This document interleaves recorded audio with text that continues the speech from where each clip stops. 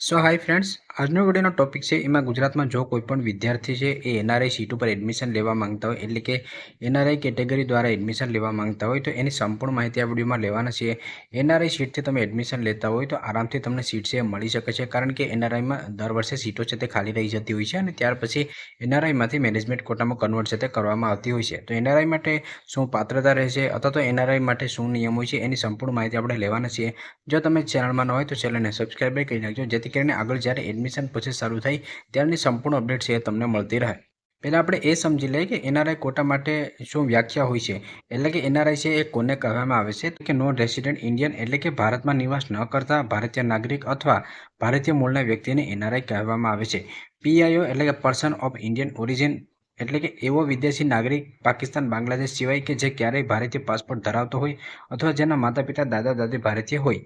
અને ત્રીજું રહેશે ભારતમાં નિવાસી, એટલે કે રેસિડેન્ટ ઇન ઇન્ડિયા, જે વ્યક્તિ છેલ્લા નાણાકીય વર્ષમાં 182 દિવસથી વધુ ભારતમાં રહેતી હોય કેટલાક અપવાદો સાથે. તો આમાં જે અપવાદો છે એ પણ તમને જ્યારે એડમિશન પ્રોસેસ ચાલુ થશે ત્યારે વિગતવાર એની માહિતી છે સમજાવી દઈશ. તો એનઆરઆઈ કોને કહેવામાં આવે તમે સમજી ગયા હશે. હવે આપણે એની લાયકાત એટલે કે પાત્રતા છે એ જોઈ લઈએ કે ગુજરાતમાં તમે મેડિકલ, ડેન્ટલ, આયુર્વેદિક, હોમિયોપેથીમાં એડમિશન લેવા માંગતા હોય તો તમારી પાત્રતા શું હોવી જોઈએ. તો એનઆરઆઈ સીટ ઉપર એડમિશન લેવા માટે ઉમેદવાર અથવા તેના માતા પિતા છે તે એનઆરઆઈ હોવા જોઈએ. 12મા ધોરણમાં જરૂરી ગુણ પ્રાપ્ત કરેલા હોવા જોઈએ, એટલે કે જે મિનિમમ એલિજિબિલિટી ક્રાઇટેરિયા છે એ હોવા જોઈએ. નીટ યુજી 2024ની પરીક્ષા તમે પાસ કરેલી હોવી જોઈએ જો તમે આ વર્ષે એડમિશન લેવા માંગતા હોય તો. જો તમે 2027માં એડમિશન લેવા માંગતા હોય તો 2027ની પરીક્ષા તમારે આપવી પડે. ઉમેદવારની ઉંમર છે 31 ડિસેમ્બરે મિનિમમ 17 વર્ષ છે તે પૂર્ણ થયેલી હોવી જોઈએ. અને પ્રવેશ તમને મળી જશે ત્યાર પછી 1 મહિનાની અંદર તમારા લોકોને પ્રોવિઝનલ એલિજિબિલિટી સર્ટિફિકેટ છે તે મેળવવું જરૂરી હોય છે. એ કોલેજના નિયમો ઉપર આધારિત હોય છે. જેના પિતા છે એ જીવિત હોય તો અન્ય કોઈ વ્યક્તિને ગાર્ડિયન તરીકે માન્યતા આપવામાં આવતી નથી. અને મેરિટ લિસ્ટ જે પણ હશે એ તમારું નીટ યુજી 2024ના આધારે, એટલે કે એના જે પણ ગુણ આવશે, સ્કોર આવશે, રેન્ક આવશે, એના આધારે એડમિશન છે તે આપવામાં આવશે. તો એનઆરઆઈ ઉમેદવાર માટે જે નિયમ સુપ્રીમ કોર્ટ દ્વારા ચેન્જ કરવામાં આવ્યો હતો એ આપણે સમજી લઈએ કે 2023-24 અને તે પછીના વર્ષો માટે ઓસીઆઈ કાર્ડ ધારક ઉમેદવારોને એનઆરઆઈ કોટા, મેનેજમેન્ટ કોટા અને ગવર્મેન્ટ કોટા પ્રવેશ તરીકે મેળવવાનો અધિકાર છે. એટલે કે એનઆરઆઈ સીટમાં તમે એડમિશન લેતા હોય અને તમે ઓસીઆઈ કાર્ડ ધરાવતા હોય તો તમે એમક્યુ સીટ અને ગવર્મેન્ટ સીટ માટે પણ અરજી છે એ કરી શકો છો અને એમાં એડમિશન પણ મેળવી શકો છો. પરંતુ ગવર્મેન્ટ ઓફ ગુજરાતના હાલના નિયમો અનુસાર ગવર્મેન્ટ કોટા અને મેનેજમેન્ટ કોટા પ્રવેશ મેળવવા માટે ઉમેદવારે પ્રવેશ નિયમો મુજબ ધોરણ 10મું અને 12મું ગુજરાત રાજ્યની અંદર આવેલી શાળામાંથી પાસ કરેલું હોવું જોઈએ. ધોરણ 10મું અને 12મું જો તમે ગુજરાત સ્ટેટની સીટમાં એડમિશન લેવા માંગતો હોય તો કમ્પલસરી રહેશે. તો એવી જ રીતે જો તમે એનઆરઆઈ કોટામાંથી ગવર્મેન્ટ કોટા કે મેનેજમેન્ટ કોટા સીટમાં એડમિશન લેવા માંગતો હોય તો વિદ્યાર્થીએ ધોરણ 10મું અને 12મું છે એ ગુજરાત રાજ્યની અંદર આવેલી શાળામાંથી પાસ છે તે કરેલો હોવું જોઈએ. અને સાથે જ વિદ્યાર્થીનો જન્મ છે એ ગુજરાત રાજ્યમાં થયેલો હોવો જોઈએ અથવા તો ગુજરાત રાજ્યનો ડોમિસાઇલ છે તે હોવો જોઈએ. જો સ્ટુડન્ટ છે જે વિદ્યાર્થી છે એ જો ગુજરાતનો ડોમિસાઇલ હોય તેનું સર્ટિફિકેટ પણ તમારે રજૂ કરવું પડતું હોય છે. જ્યારે પણ એડમિશન પ્રોસેસ ચાલુ થાય ત્યારે નોટિફિકેશનથી લઈ અને કોલેજ અને સ્કોલરશિપ મળે ત્યાં સુધીનો સંપૂર્ણ વિડીયો ચેનલમાં સ્ટેપ બાય સ્ટેપ આવતા હોય છે. તો જો તમે ચેનલમાં ન હોય તો ચેનલને સબસ્ક્રાઈબ કરવાનું ભૂલશો નહીં અને ડેઇલી અગત્યના અપડેટ માટે ઇન્સ્ટાગ્રામ અને ટેલિગ્રામ પેજને પણ જોઈન કરી લેજો. જ્યારે તમે એડમિશન માટે રજિસ્ટ્રેશન કરશો ત્યારે તમારી પાસે કયા કયા ડોક્યુમેન્ટ હોવા જોઈએ.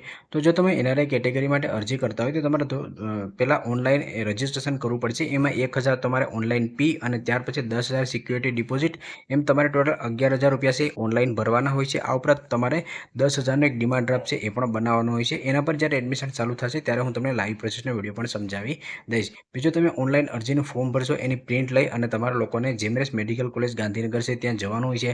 એટલે કે પહેલાં તમારા લોકોને જ્યારે નોટિફિકેશન ડિક્લેર થશે ન્યૂઝપેપરમાં, વેબસાઇટમાં, ત્યારે તમારે જે પણ તારીખ હોય એ મુજબ તમારે ફોર્મ ભરવાનું હોય છે. ફોર્મ ભર્યા પછી જે પણ તમારા ડોક્યુમેન્ટ છે જે અહીંયા હું તમને કહીશ એ તમામ ડોક્યુમેન્ટ લઈ અને તમારે જેમરેસ મેડિકલ કોલેજ ગાંધીનગર છે તે જવાનું હોય છે.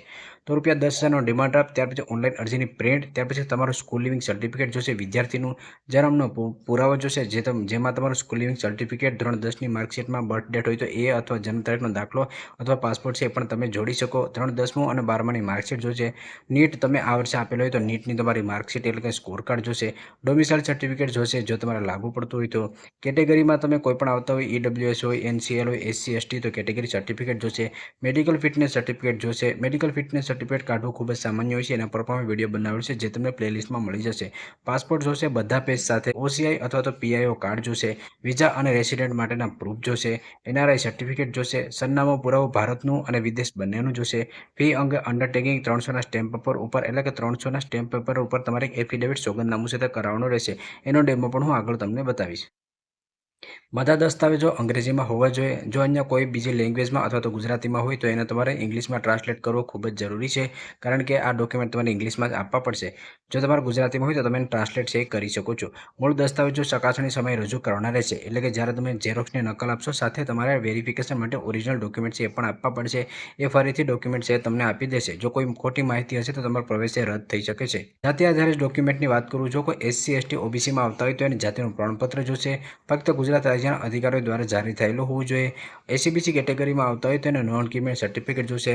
જો ગુજરાતમાં હોય તો 2024 અને ત્યાર પછીનું હોવું જોઈએ, અને જો અંગ્રેજીમાં હોય તો 2026 પછીનું હોવું જોઈએ. આમાં ડેટમાં કોઈ ચેન્જીસ થશે તો જ્યારે એડમિશનની નોટિફિકેશન આવશે ત્યારે અપડેટ હશે, એ હું તમને સમજાવી દઈશ. ઉમેદવાર પોતે ઓનલાઈન રજિસ્ટ્રેશન કરી શકે છે. રજિસ્ટ્રેશન તમારે સ્ટેપ બાય સ્ટેપ કઈ રીતે કરવાનું હોય છે એના પર હું દર વર્ષે વિડીયો બનાવતો હોઉં છું. તમે ઘેર બેઠા કોમ્પ્યુટર અને મોબાઈલની મદદથી ફોર્મ ભરી શકો છો. તો તમારે ઓનલાઈન રજિસ્ટ્રેશન કરવાનું રહેશે, જેમાં તમારે 11,000 રૂપિયા ટોટલ ભરવાના રહેશે. જેમાં જો નિયમ અનુસાર તમે એડમિશન લો તો 10,000 રૂપિયા છે એ તમને પરત મળી જતા હોય છે.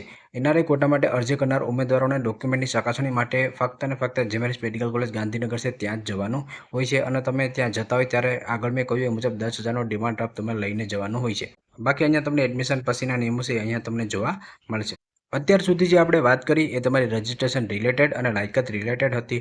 હવે હું જે ડોક્યુમેન્ટની વાત કરું છું એ ડોક્યુમેન્ટ જ્યારે તમને લોકોને એડમિશન કન્ફર્મ થઈ જાય ત્યાર પછી તમારા લોકોને આ તમામ ડોક્યુમેન્ટ છે તે રેડી રાખવા પડશે, અને આ ડોક્યુમેન્ટ છે એ તમારે ત્યાં વેરિફિકેશન માટે બતાવવા પડશે. તો ઉમેદવારોને જો પ્રોવિઝનલ એલોટેડ સીટ કન્ફર્મ કરવી હોય તો એને GMS મેડિકલ કોલેજ ગાંધીનગર છે ત્યાં જવાનું હોય છે. જે પણ તમારી ફીસ હોય છે, જે કોલેજ મુજબ NRIની જે પણ ફીસ હોય છે એ ફીસ તમારે ભરવાની હોય છે. કોલેજ મુજબ NRIની ફીસ કેટલી છે એના પર મેં ઓલરેડી વિડીયો બનાવેલું છે. એમાં તમને કોલેજની ફીસ અને હોસ્ટેલની ફીસ અને મેસની ફીસ અને અન્ય ફીની માહિતી છે એ મળી જશે.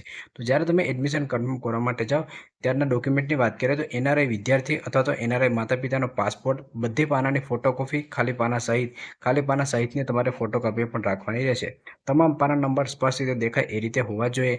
જો 2024 અથવા 2025માં નવો પાસપોર્ટ બનાવ્યો હોય તો જૂનો પાસપોર્ટ પણ બધી પાનાની ફોટોકોપી તમારે સાથે લઈને જવાની રહેશે. તમામ પાનાનો નંબર સ્પષ્ટ દેખાય એ તમારે ખાસ ધ્યાનમાં રાખવાનું રહેશે. OCIની ફોટોકોપી, મૂળ દેશનો પુરાવો, PIO કાર્ડ અને એની પણ ફોટોકોપી. હું અહીંયા ડોક્યુમેન્ટના નામ લઈશ, બાકી તમામ તમારે ઓરિજિનલ અને ફોટોકોપી છે એ જોશે. વિઝાની પરમિટ જોશે, નિવાસનું પરમિટ જોશે, નવેસરનું હોય તો એ અને અગાઉનું હોય તો એ બંને, નિવાસનું ઓળખ કાર્ડ જોશે, PR કાર્ડ જોશે, નાગરિકતાનું તમારું કાર્ડ જોશે. જો NRI માતા પિતા મર્ચન્ટ નેવીમાં કામ કરતા હોય તો પ્રવેશ બહાર સંબંધિત જે પણ દસ્તાવેજો ડોક્યુમેન્ટ હોય એ જોશે.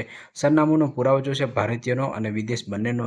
સમકક્ષ પ્રમાણપત્ર એટલે કે ઇક્વિલિટી સર્ટિફિકેટ જોશે. વિદેશી બોર્ડ, યુનિવર્સિટીથી ધોરણ 12 અથવા સમકક્ષ પરીક્ષા પાસ કરનાર વિદ્યાર્થીઓએ ગુજરાત બોર્ડ, CBSE, ICI કે અન્ય રાજ્ય બોર્ડમાં હોય તો એનું ઇક્વિલિટી સર્ટિફિકેટ છે તે જોશે. અન્ય દસ્તાવેજોની વાત કરીએ તો એમાં તમારે મેડિકલ ફિટનેસ સર્ટિફિકેટ જોશે, NOC જોશે જો તમે પહેલાં કોઈ પણ કોલેજમાં એડમિશન લીધું હોય તો. 2025ની વાત કરું તો ગુજરાતના ટોટલ 148 NRI રજિસ્ટ્રેશન છે તે થયા હતા. એટલે જો તમે લોકો NRI સીટમાં હોય અને NRI સીટ ઉપર જ એડમિશન લેવા માંગતા હોય તો આરામથી તમને સીટ છે તે મળી જતી હોય છે, કારણ કે NRI સીટમાં મોસ્ટ ઓફલી વિદ્યાર્થીઓ એપ્લાય નથી કરતા અને NRI સીટમાં ફીસ છે એ પણ ખૂબ જ હાઈ હોય છે. ગુજરાતમાં મેડિકલ એડમિશન માટેનું જ્યારે રજિસ્ટ્રેશનની પ્રોસેસ પૂર્ણ થઈ જાય ત્યાર પછી મેરિટ લિસ્ટ ડિક્લેર કરવામાં આવે તો ગુજરાત સ્ટેટના વિદ્યાર્થીઓ માટેનું અલગ હોય છે. એવી રીતે NRI વિદ્યાર્થીઓ માટેનું મેરિટ લિસ્ટ છે તે અલગ બનાવવામાં આવે છે. તો અહીંયા મેરિટ લિસ્ટ છે એ 11 વર્ષનું છે. તમને સમજાય એના માટે અહીંયા એક મહત્ત્વની બાબત સમજાવું છું, એ પણ તમે સમજી લેજો. તો રાઈટ સાઈડમાં નામ હશે, યુઝર ID વગેરે હશે, એટલે મેં બ્લર કરેલું છે.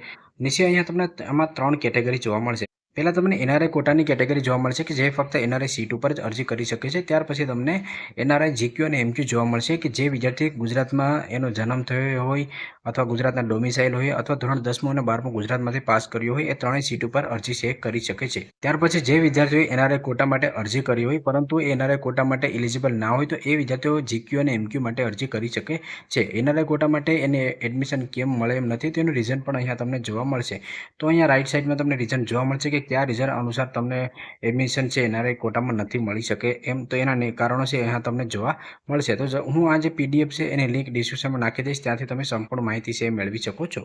GMS મેડિકલ કોલેજ ગાંધીનગર જશો ત્યારે તમારું એક આવું ફોર્મેટ છે લઈને જવાનું હોય છે. આમાં સંપૂર્ણ માહિતી છે એ તમારે ફિલઅપ કરવાની હોય છે. આ વર્ષ 2025ની હતી 2026 માટે પણ આવું જે એક લિસ્ટ છે તે ડિક્લેર કરવામાં આવશે, એટલે કે આવી એક ઇમેજ ડિક્લેર કરવામાં આવશે જેની તમારે પ્રિન્ટ છે એ કાઢી અને ત્યાર પછી તમારે સંપૂર્ણ માહિતી છે ફિલઅપ કરવાની હોય છે. આમાં 2 કેટેગરી તમને જોવા મળશે જેની PDFની લિંક હું ડિસ્ક્રિપ્શનમાં નાખી દઈશ, પરંતુ આ વર્ષ 2025 માટેની હતી. 2026 માટે જ્યારે અપલોડ થશે ત્યારે પણ હું તમને લોકોનો અપડેટ છે તે કરી દઈશ. હવે જે 300ના સ્ટેમ્પ પેપર ઉપર તમારા લોકોને એફિડેવિટ સોગંદનામું કરવાનું હોય છે એનું અહીંયા ફોર્મેટ છે તમને જોવા મળશે. તો આવું ફોર્મેટ તમને જોવા મળશે. અમે સંપૂર્ણ માહિતી ફિલઅપ કરી અને તમારા લોકોને આનું એફિડેવિટ બનાવી અને ત્યાર પછી જીમેલ્સ મેડિકલ કોલેજ ગાંધીનગર ખાતે તમારે વેરિફિકેશન માટે આ ડોક્યુમેન્ટ છે તે લઈને જવાનું હોય છે. તો વિડીયોમાં બને ત્યાં સુધી મેં સંપૂર્ણ માહિતી આપી દીધી છે. તો ગુજરાતમાં મેડિકલ એડમિશન પ્રોસેસ છે એ જ્યારે નીટનું રિઝલ્ટ આવી જશે ત્યાર પછી જુલાઈ અથવા ઓગસ્ટ મહિનામાં ચાલુ કરવામાં આવતી હોય છે. એડમિશન પ્રોસેસ માટે તમામ વિદ્યાર્થીઓ એટલે કે ગુજરાત સ્ટેટના NRI quota, MQ quota, SFI quota તમામ વિદ્યાર્થીઓની એડમિશન પ્રોસેસ એકસાથે ચાલુ થતી હોય છે. તો જ્યારે એડમિશન પ્રોસેસ ચાલુ થશે ત્યારે હું સંપૂર્ણ માહિતી તમને લોકોને આપી દઈશ. આ ઉપરાંત બીજો કોઈ પણ પ્રશ્ન હોય તો ડિસ્ક્રિપ્શનમાં મારો નંબર આપેલો છે. રેગ્યુલર અપડેટ માટે ઇન્સ્ટાગ્રામ અને ટેલિગ્રામ પેજને જોઈન કરી લેજો. વિડીયો પસંદ હોય તો લાઇક કરજો અને ચેનલમાં ન હોય તો ચેનલને સબસ્ક્રાઈબ કરવાનું ભૂલશો નહીં.